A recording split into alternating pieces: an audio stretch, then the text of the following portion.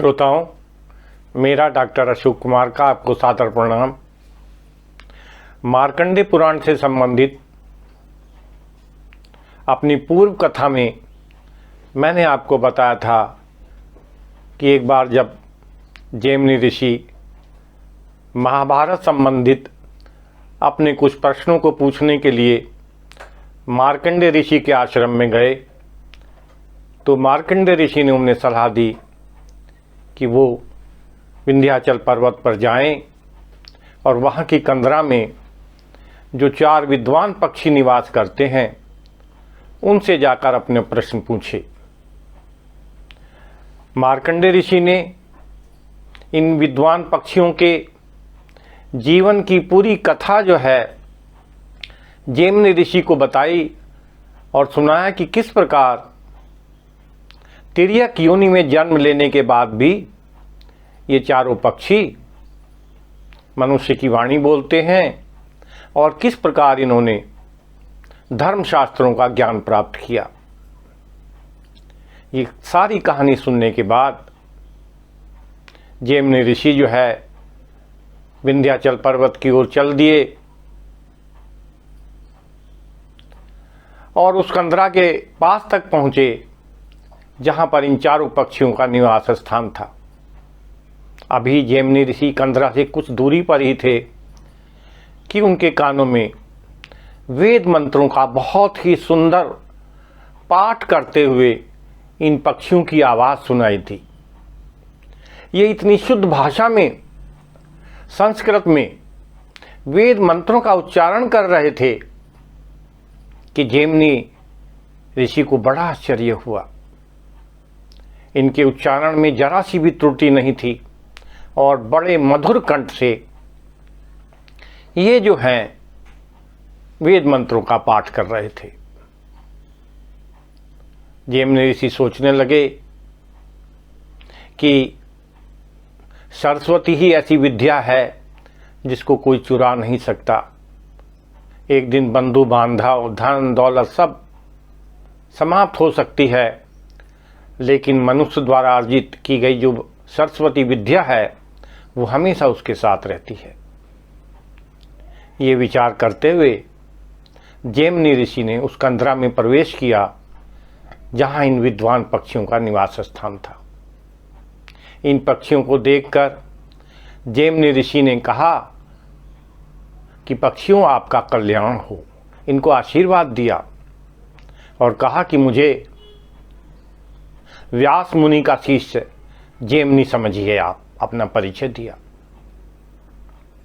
मेरी बड़ी उत्कंठा थी कि मैं आपसे मिलूं, इसीलिए मैं आपके आश्रम में आया हूं। आपके पिता ने क्रोधवश आपको श्राप दिया है और आपने इस निम्न योनि में जन्म लिया है, लेकिन आपको इसका लेश मात्र भी दुख नहीं करना चाहिए। ये सब विधि का विधान है। भाव के बाद अभाव आता है और भाव के बाद भाव आता है। मनुष्य के जीवन में ये क्रम हमेशा चलता रहता है। जो विद्वान पुरुष हैं, विद्या के जानने वाले हैं, वो हर्ष में और शोक में बिल्कुल भी व्याकुल नहीं होते, सदैव एक समान रहते हैं। विद्वान पक्षियों ने इनकी चरण वंदना की, इनकी आरती उतारी, इनको जल से अर्घ दिया और एक चट्टान पर बैठाया। अपने पंखों से इनको हवा की। जब कुछ समय बाद मुनि जो है, जैमिनी मुनि जो है, प्रसन्नचित होकर बैठ गए, तब इनसे कहा कि प्रभुवर, हमारा अहोभाग्य है कि आपके चरण कमल हमारी इस कंदरा में पड़े। आप हमारी इस कंदरा में आए, इसके लिए आपका कोटि कोटि धन्यवाद। आपके आने से हमारा मन प्रसन्न हो गया। हमारे हृदय में हमारे पिताजी द्वारा क्रोधवश दिए ये शराब की ज्वाला जो है, धीमी धीमी ज्वाला जो हमेशा जलती रहती थी, वो आपके आने से बिल्कुल शांत हो गई है। हमारा चित्त जो है ना बिल्कुल शांत हो गया है। कृपा कर आप बताइए आप कैसे हैं। आपके आश्रम में रहने वाले अन्य जो ऋषिगण हैं, पशु हैं, पक्षी हैं, वृक्ष हैं, लताएं हैं, वो सब कुशल पूर्वक हैं। उन पर किसी प्रकार का कोई संकट तो नहीं है। और अब ऋषिवर हमारे ऊपर कृपा कीजिए और हमें बताइए कि आपका हमारे पास आने का क्या प्रयोजन है। ये सुनकर जैमिनी ऋषि कहने लगे कि भृगुकुल श्रेष्ठ मार्कंडेय ऋषि से मैंने महाभारत संबंधित अपने कुछ प्रश्नों का उत्तर जानना चाहा था।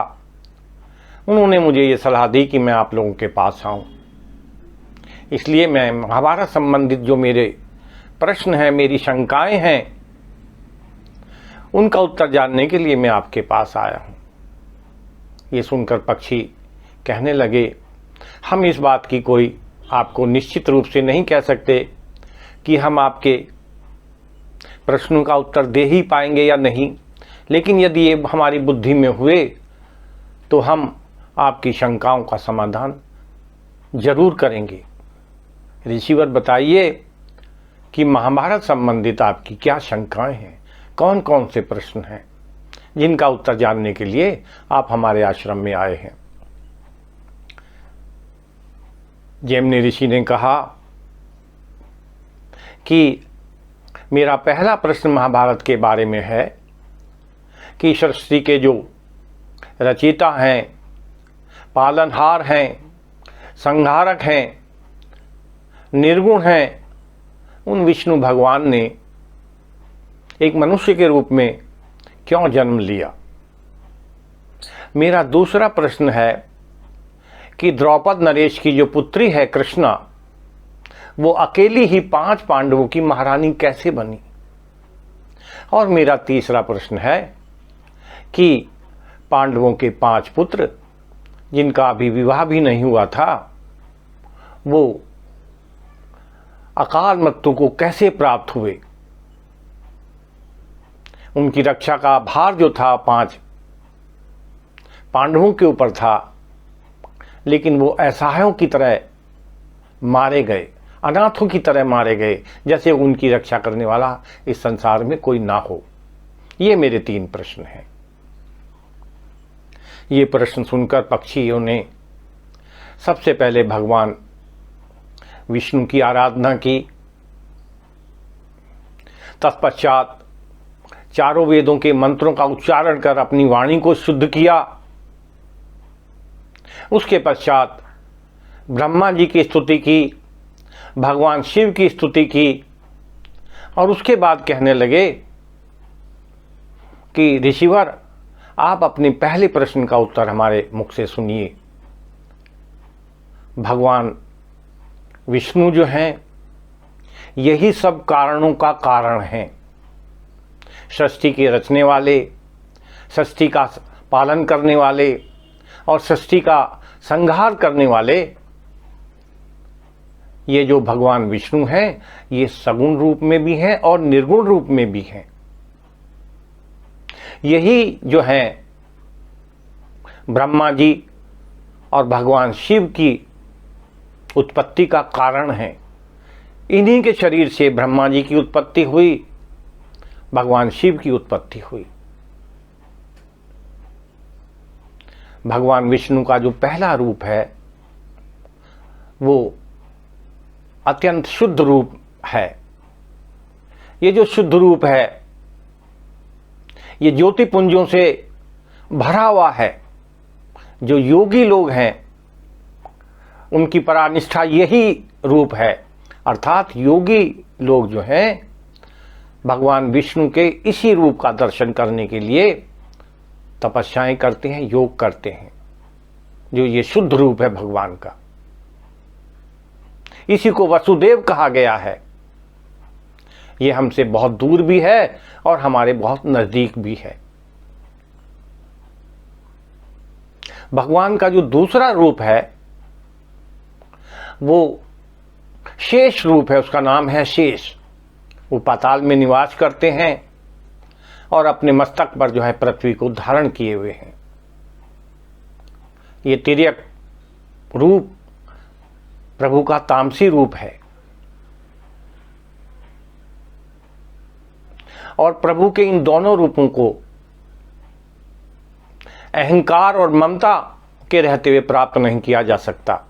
यदि कोई मनुष्य प्रभु के इन रूपों को प्राप्त करना चाहता है तो उसको अहंकार और ममता को त्यागना पड़ेगा। और प्रभु की जो तीसरी मूर्ति है वो है प्रजा का पालन करने वाली। यही प्रभु की जो तीसरी मूर्ति है या प्रभु का जो तीसरा रूप है, ये प्रजा का पालन करता है।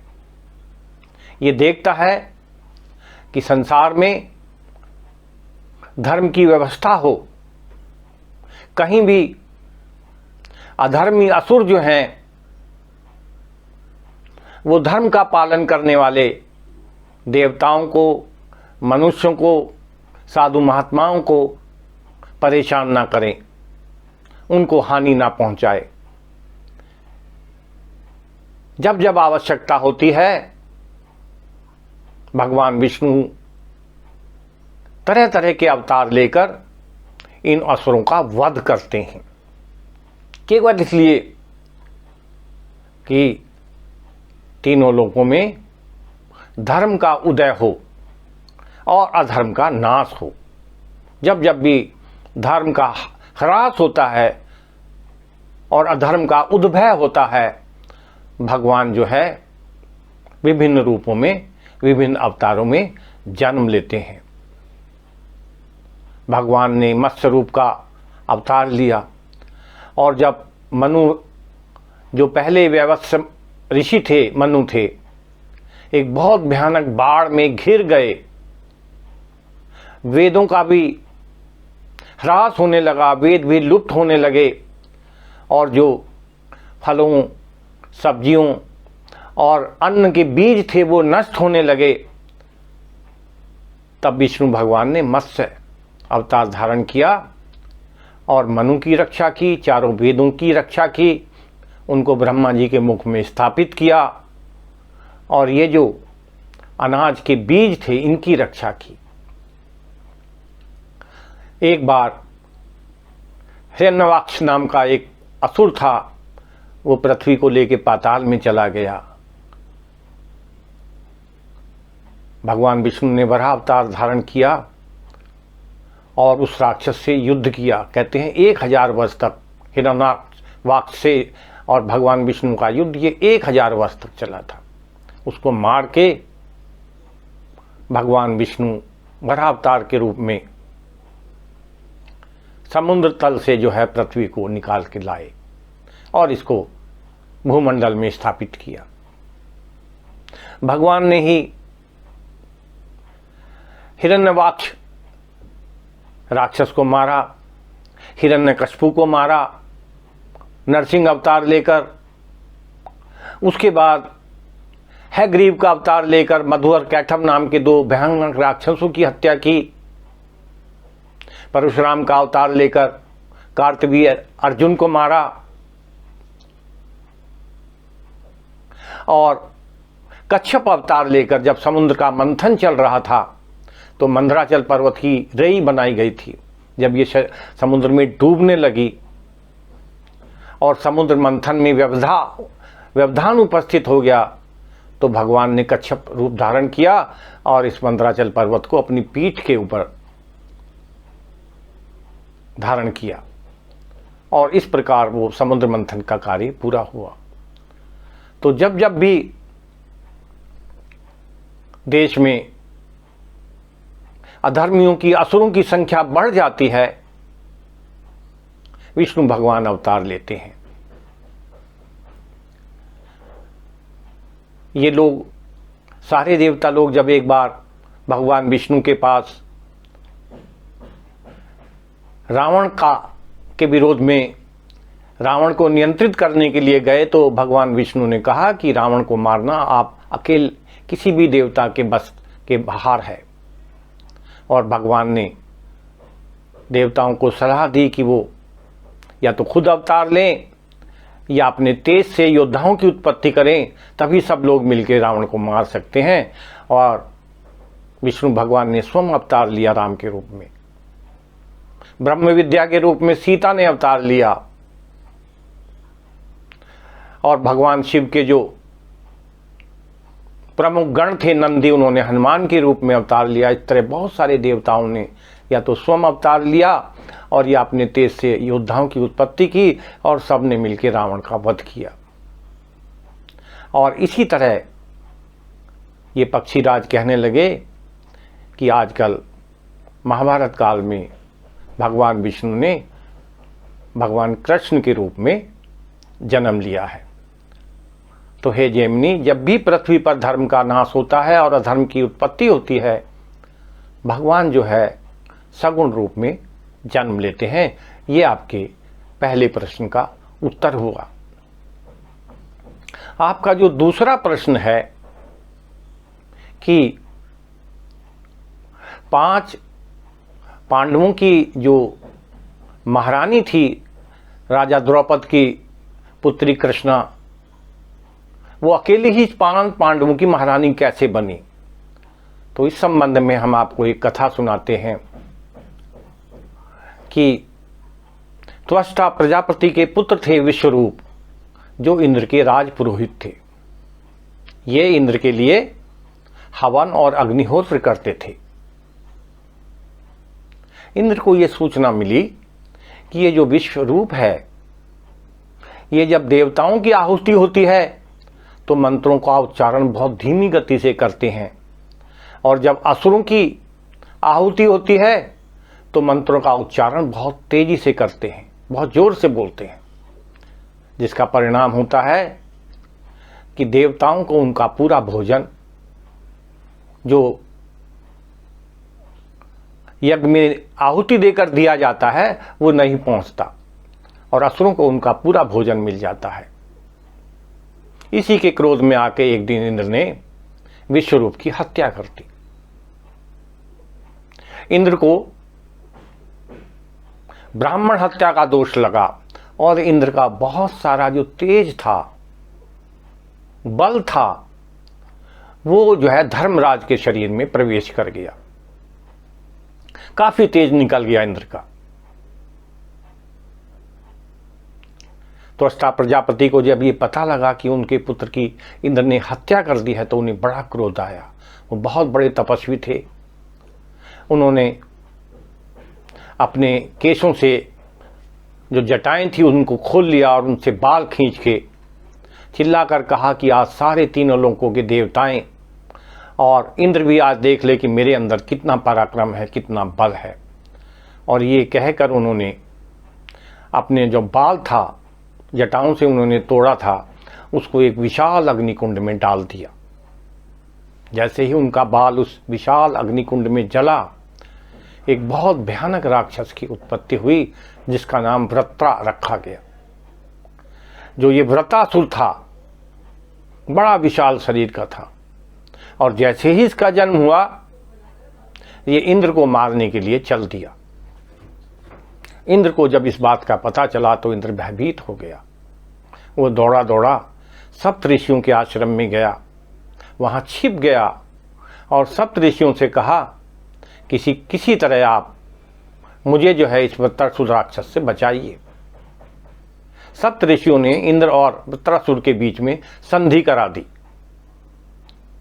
लेकिन इंद्र ने क्या किया, कुछ दिनों बाद धोखे से इस राक्षस को मार दिया। इंद्र को एक बार फिर जो है ब्रह्म हत्या का पाप लगा, और इंद्र का बहुत सारा जो तेज था, जो बल था, वो जो है वायु देवताओं के पास चला गया। काफी निस्तेज हो गया इंद्र, उसका काफी बल समाप्त हो गया। यहीं पर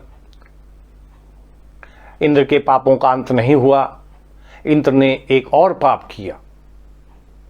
उसने गौतम ऋषि का वेश बनाया एक दिन, और जब गौतम ऋषि स्नान करने गए हुए थे, गौतम ऋषि का वेश बनाकर उनकी पत्नी के साथ दुराचार किया। इंद्र का बहुत बड़ा पाप लगा और इंद्र का जितना भी बल था, जितना भी तेज था, वो सब अश्विनी कुमारों के पास चला गया। इंद्र निस्तेज हो गया, बलहीन हो गया, इधर उधर मारा मारा फिरने लगा। जो दैत्य लोग थे वो इंद्र को मारने के लिए षड्यंत्र रचने लगे। और ये जो देवता लोग जो असुरों का वध करते थे, ये सभी बारी बारी से पृथ्वी पर राजाओं के परिवार में जन्म लेने लगे। पृथ्वी पर राक्षसों का बहुत बड़ा बोझ इकट्ठा हो गया, काफ़ी राक्षस पृथ्वी पर पैदा हो गए और जो पृथ्वी थी इनके भार से नीचे धंसने लगी, पाताल में धंसने लगी। परेशान होकर पृथ्वी मेरू पर्वत पर एक दिन देवताओं की सभा चल रही थी, वहां गई और कहा कि आप लोग जिन जिन राक्षसों को मारते हैं वो सभी लोग राजाओं के घर में जन्म ले रहे हैं। पृथ्वी पर असुरों का भार बढ़ गया है और उसी भार से मैं नीचे की ओर धंस रही हूं, आप लोग कोई उपाय कीजिए। और फिर पृथ्वी ने स्वयं बताया कि आप लोग जो है अपने तेज से, अपने बल से पृथ्वी पर योद्धाओं की उत्पत्ति कीजिए, जो योद्धा लोग इन असुरों का वध कर सकें। पृथ्वी की इसी सलाह को ध्यान में रखते हुए धर्मराज ने इंद्र का जो बल था वो कुंती के गर्भ में स्थापित किया और युधिष्ठिर की उत्पत्ति हुई। जो वायु देवता थे, जिनके पास इंद्र का काफ़ी तेज था, बल था, उन्होंने भी अपना ये इंद्र का जो बल या तेज था इसको कुंती के गर्भ में स्थापित किया और भीम और अर्जुन की उत्पत्ति हुई। इसी प्रकार जो अश्विनी कुमार थे उनके पास जो इंद्र का तेज था, उन्होंने उसको माद्री के गर्भ में स्थापित किया और नकुल और सहदेव की उत्पत्ति हुई। ये जो पक्षी हैं ये जैमिनी ऋषि से कहते हैं कि जैमिनी ऋषि इस प्रकार ये जो पांचों पांडव थे ये एक ही इंद्र का रूप थे, ये एक ही इंद्र था के रूप में थे। और इंद्र की जो पत्नी थी सची, उसी ने द्रौपद की पुत्री कृष्णा के रूप में जन्म लिया अग्नि से। वो पहले जन्म में भी एक इंद्र की पत्नी थी और दूसरे जन्म में भी एक ही इंद्र की पत्नी रही। ये आपके दूसरे प्रश्न का उत्तर रहा। श्रोताओं, जो तीसरे प्रश्न का उत्तर है मैं विस्तार से आपको अपनी तीसरे भाग में सुनाऊंगा। आज आपने ये कहानी को ध्यान से सुना, आप लोगों का धन्यवाद।